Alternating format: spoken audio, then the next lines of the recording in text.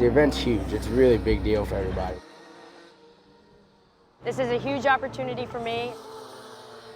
There's people like all over the country that want to be fighting for like a spot, so you have to come here and you have to be ready to go and you have to do your best. And like this whole competition isn't just one thing. It's not like you have to get in a car and be fast in the car. We've talked about the success stories of this program, but how did they get their shot?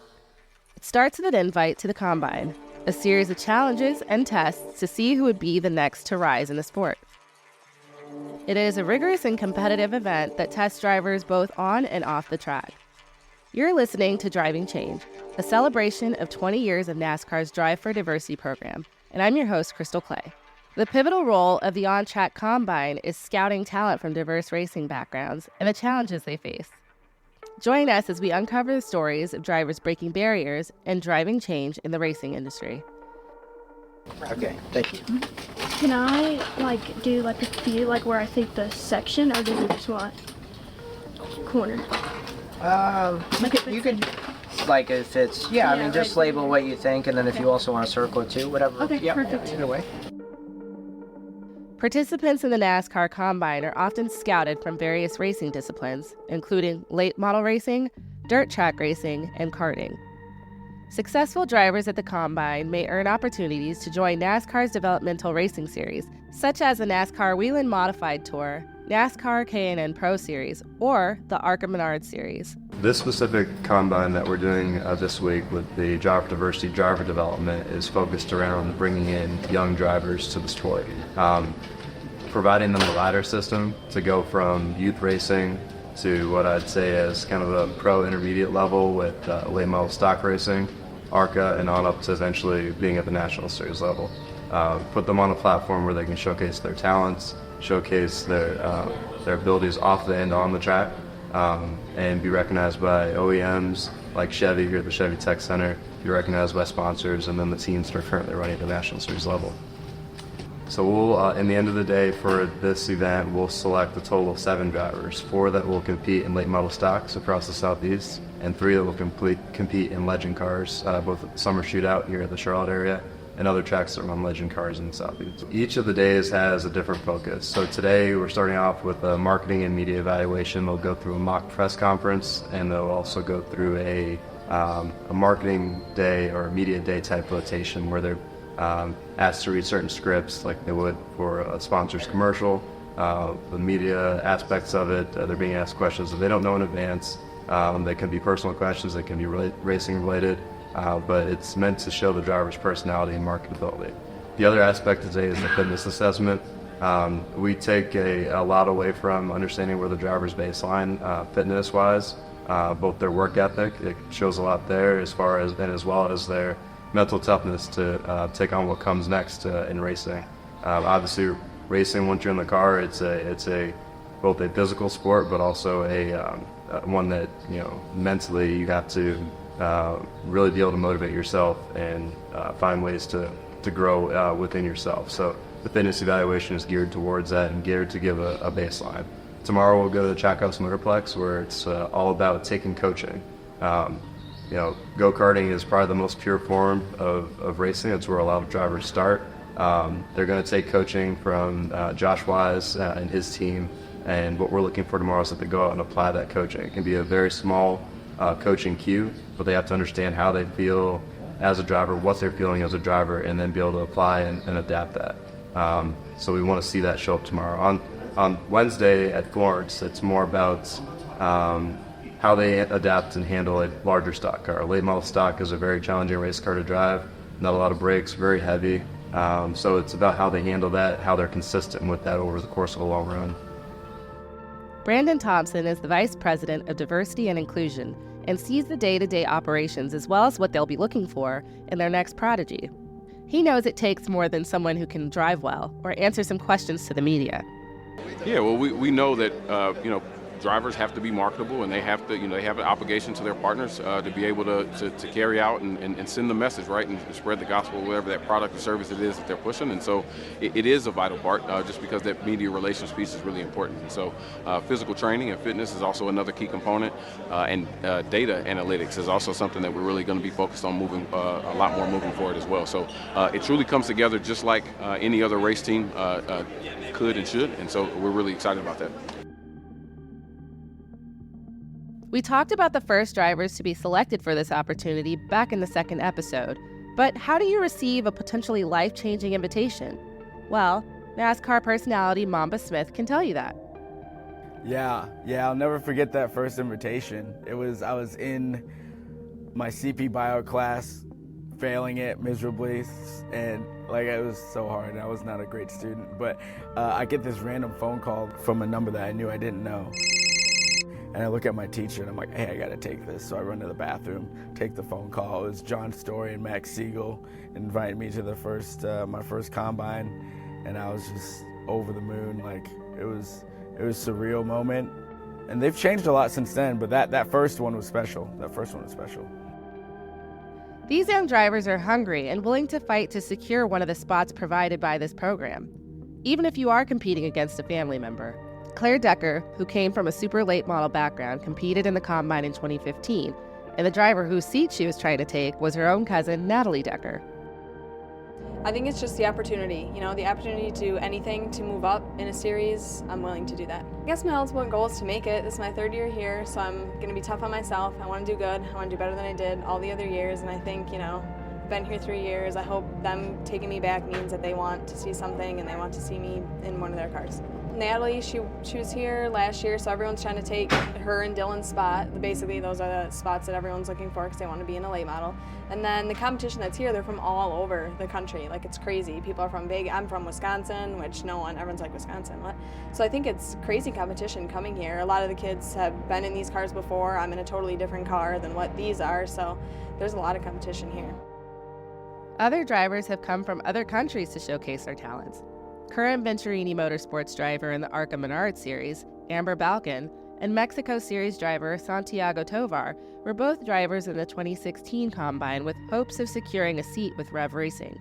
Santiago also shared how different it is to drive a car in the Combine compared to his usual NASCAR Mexico stock car. Opportunities like this are extremely important, and for many things. One of it is for the diversity concept of it. Obviously, I'm a female, but I'm also Canadian, and Canada doesn't have a very big footprint in the NASCAR world, so that's something that's very important to me.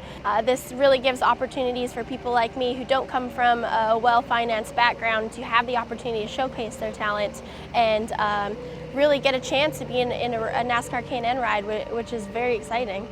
Well, the program means a lifetime opportunity. It's a really, really important program. It's an honor to be here with all these important drivers. I've been talking to a lot of them, and they are really nice persons, really nice people, and well, they know a lot. I want to learn also from them, because if I know a little bit from NASCAR Mexico, but I don't know nothing about like late models or something. So it's an opportunity. It's a way to show me to the world of NASCAR.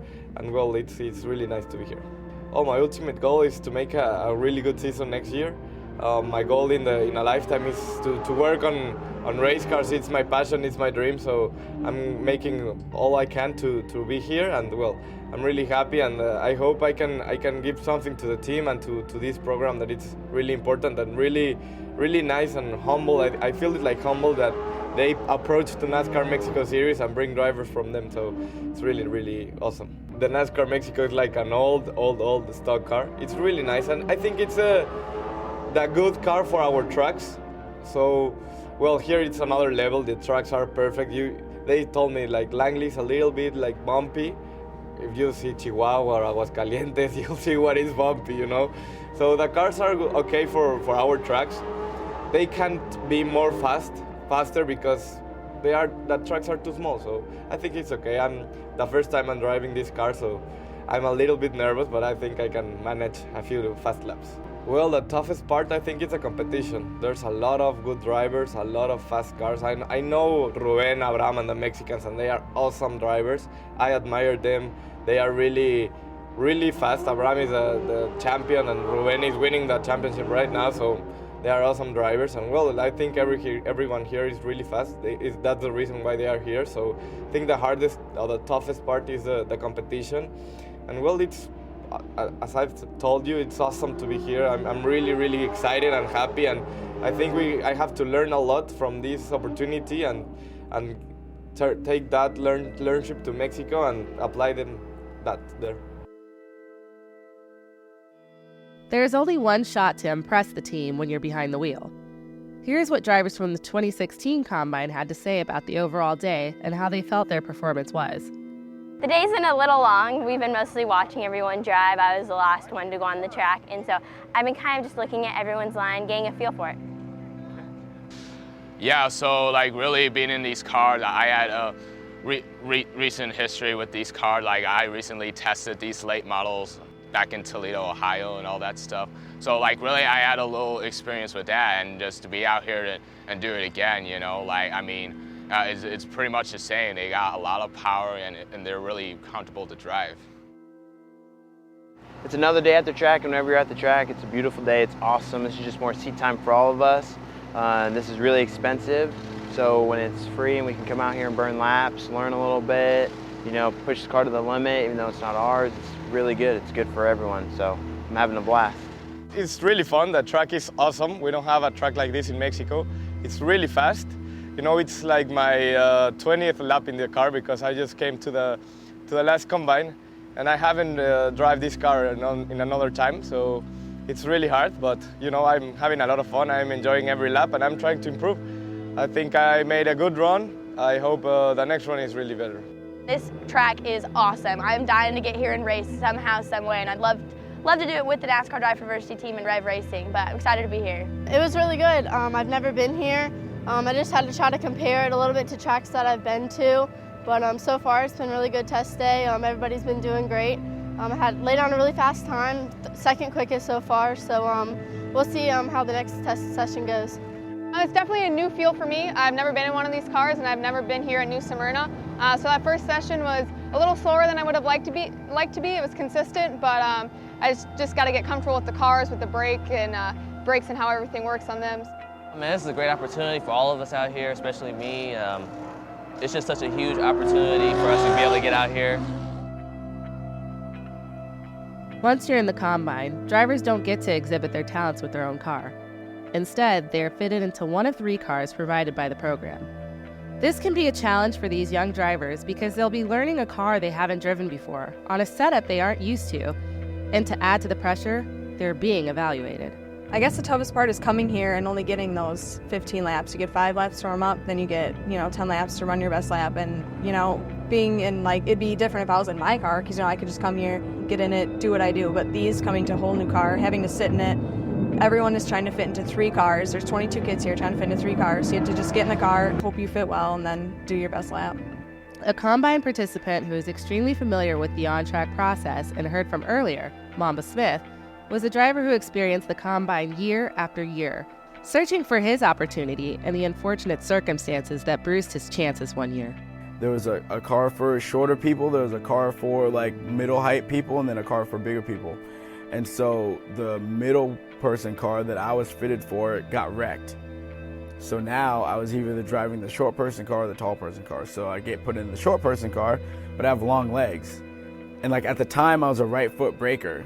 So basically that means just like you drive your regular car, you use your right foot. The way the cars were set up, they're set up for left foot braking, which I haven't done since I was in go-karts. But the bigger problem was the pedal was so much higher for the short person that I was either gonna ride the brake the whole time or have to be off the brake the whole time.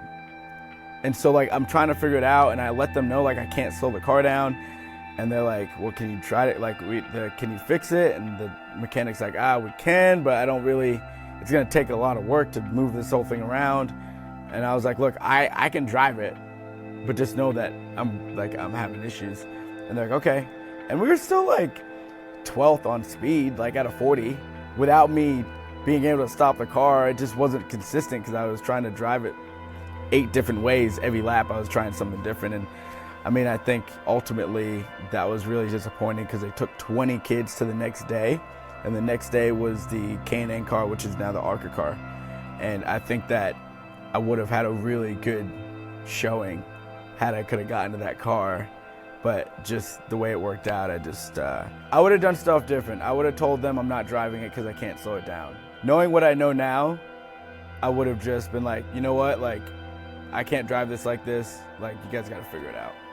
I thought I was gonna get like bonus points for like just going through adversity and just like making it happen, and it didn't work that way.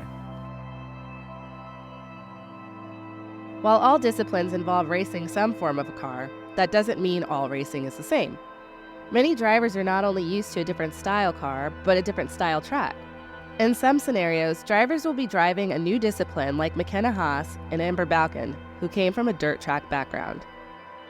My second time here at the NASCAR Diversity Combine. The first time I was here, it was my first time ever on pavement and ever in a stock car.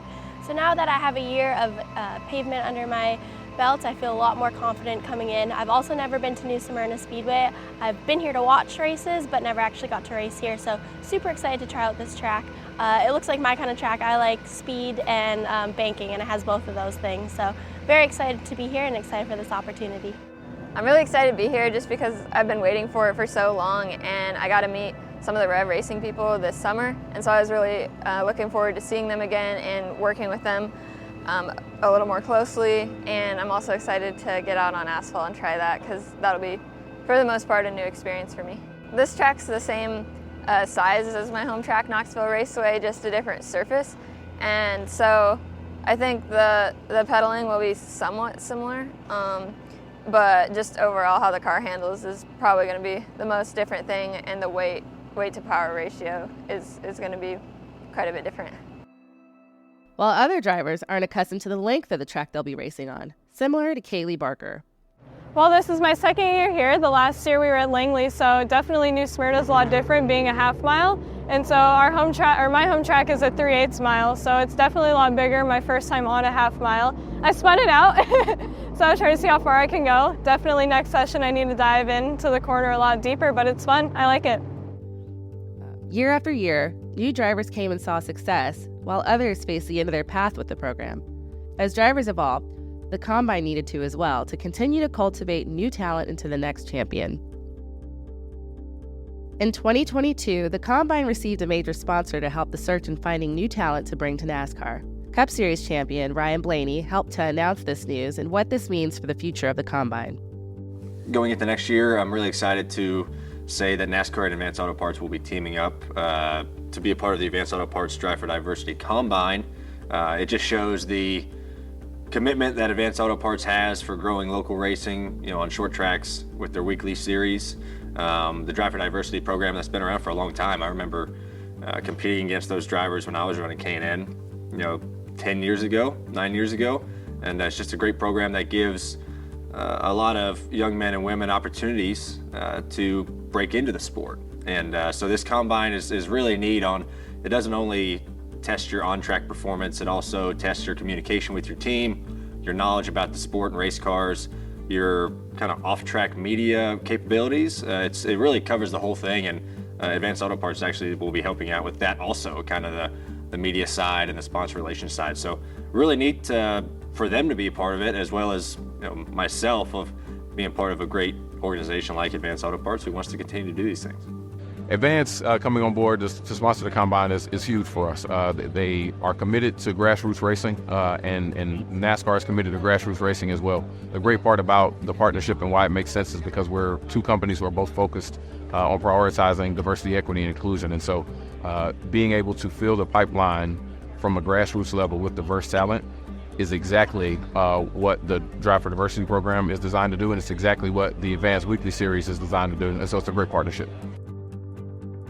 With the future of the Combine growing, it still holds its original values to find new talent and give the opportunity to be part of the future of racing. Even though there is young talent that doesn't get selected, doesn't mean they don't walk away as a better driver. Many drivers take this opportunity as a learning experience every step of the way. The Combine class of 2022 knows the pressure these young drivers face. They are wise and have passed along advice they have learned to those who one day aspire to be in their position. I would tell someone that wants to be in my position one day that it's not wrong to make mistakes as long as you learn from them. And a lot of times people won't like what you're doing, but you need to trust yourself, believe in yourself. And I think that's the most important thing. Believe in yourself and try again. Look for those weak spots and work hard to fix them, and you will achieve any dream. It doesn't matter if it's racing or is dancing, studying, whatever. Always be motivated and always be determined, and you can do this. There's always going to be that one person who tells you, oh, you can't do that, you won't be there, you won't make it. You can always do it. So just be determined, always be positive, and you can do it. I would just tell them to keep chasing your dreams, to never give up, and it's a process to get where you want to be. Like, you have to be determined. You need to have the talent, you need to have just the overall motivation, because motivation or obsession can beat talent every time. You may have all the talent in the world, but are you obsessed with this sport? Are you determined enough to get where you want to go? I would just say, don't give up, just follow your dreams, and one day you'll get there. The future looks promising. To hear more about the Combine, keep an eye out for the next episode where I dive into the off-track challenges the drivers will go through to be selected for a seat. So that is going to be with our NASCAR production studio. So it's a lot of what our NASCAR drivers go through at media day. So you're going to be giving liners, which is what we call them. So you'll be like, hi, I'm Jordan Leatherman. We're super excited for you to buy some Goodyear tires. Sweet. Some of that technical TV stuff. All right, how'd you get your start in racing? My grandparents used to own a local track to us, Salem Speedway, and I guess it skipped a generation, but it was always in my blood. Come on. All right, now sit-ups. Let's go. Good job. So hopefully I can adapt pretty good to the Combine. And for Rev to help me out, it'd be huge for my career. Everything they offer, the training, the learning in the shop, the racing aspects, everything they can do for me would be really helpful for my career.